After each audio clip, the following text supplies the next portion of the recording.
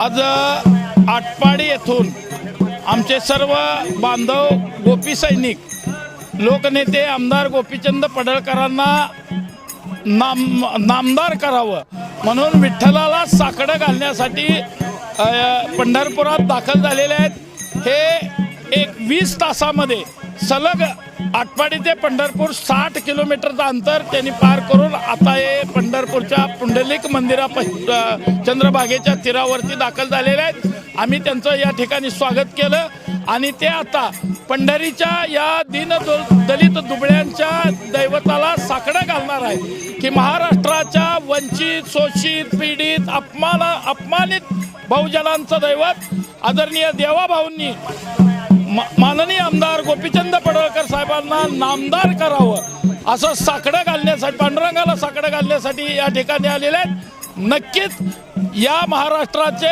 मुख्यमंत्री देवाभाऊ हे विठ्ठलाची ही भक्ती नक्कीच ऐकतील आणि आमच्या लोकनेत्याला नामदार करतील।